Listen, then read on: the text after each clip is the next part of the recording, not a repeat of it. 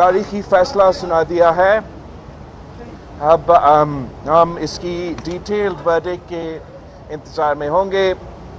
اور انشاءاللہ تعالی جب ڈیٹیل ورڈکٹ آئے گا اور ہم اپنے وکلاء سے بات کر سکیں گے تو میں تفصیل میں آپ سے بات کر سکوں گا.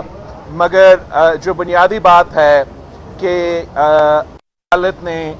یہ مانا ہے کہ قائد عوام شہید ذوالفقار علی بھٹو کو فیئر ٹرائل نہیں ملا اور اس کا آج فیصلہ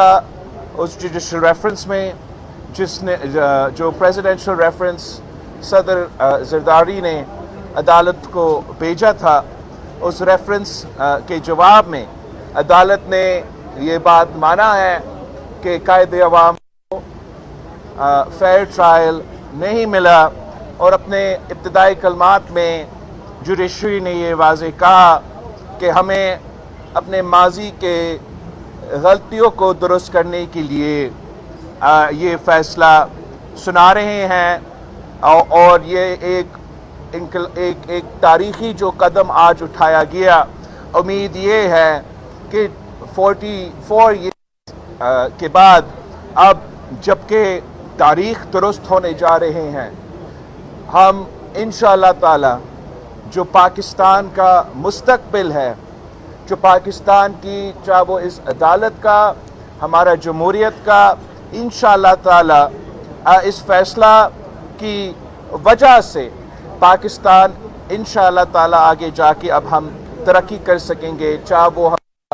جمہوری نظام ہو یا یہ عدالتی نظام ہو. یہ جو فیصلہ تھا یہ ایسا اقدار تھا اس عدالت میں جس کی وجہ سے پاکستان کی عوام اس ادارہ سے جو انصاف کا امید ہونا چاہیے تھا, اس داغ کی وجہ سے بڑا تھا پاکستان کی عام آدمی کے لیے کہ وہ یہ سمجھے کہ ان کو اس ادارہ سے انصاف ملے گا. اگر قائد عوام جیسا شخص کو انصاف نہیں ملا ہو تو آج میں جو یہ یونانیمس کورٹ آرڈر ہے, اور میں تمام جج صاحب کا شکر گزار ہوں,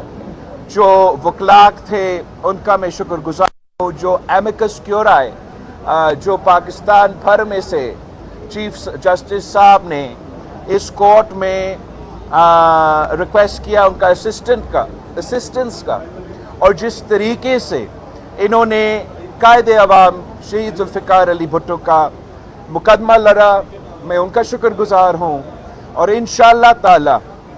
اس فیصلہ کے بعد ہم امید کرتے ہیں کہ اب ہمارا نظام صحیح سمت پہ